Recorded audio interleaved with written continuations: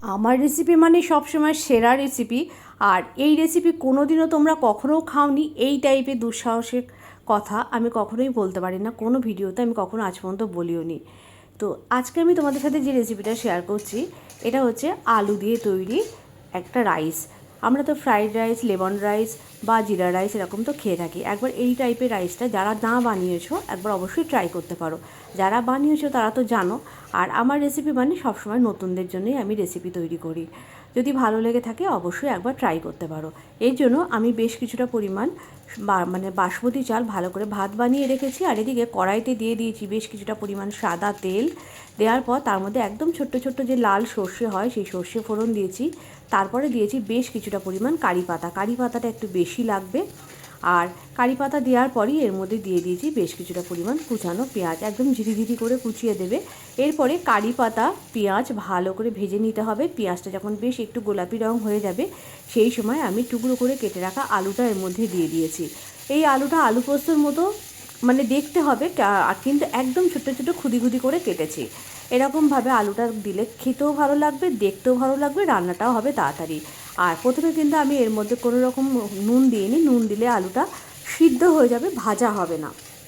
এরপরে আমি এর মধ্যে একটু হলুদ দিয়ে দিয়েছি। খুব বেশি হলুদ দেবে না, অল্প হলুদ দেবে, একটা হালকা বাসন্তী কালার আসবে, সেটাই দেখতে ভালো লাগে। বেশি হলদে হয়ে গেলে ভালো লাগবে না রাইসটা দেখতে। আলুটা যখন বেশ ভালোভাবে ভাজা হয়ে গেছে তখন আমি এর মধ্যে লবণটা দিয়ে দিয়েছি। লবণটা দিয়ে আমি আবারও আলুটাকে খুব ভালো করে ভেজে নিয়েছি।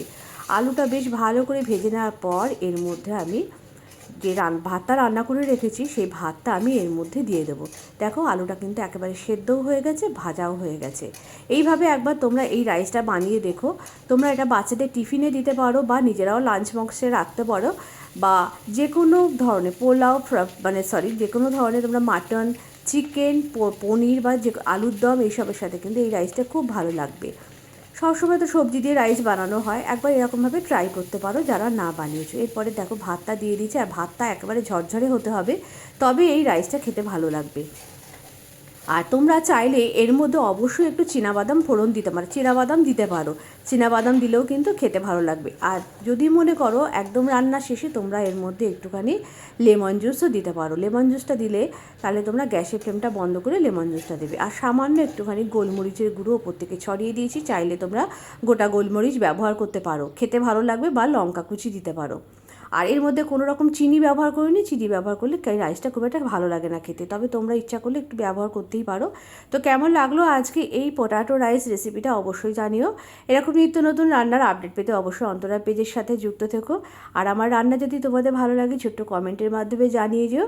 আর আমার ইউটিউব পেজের নাম মনে আছে তো, বেস্ট টেস্ট উইথ অন্তরা। অবশ্যই চ্যানেলটিকে সাবস্ক্রাইব করে আমার পাশে থেকো।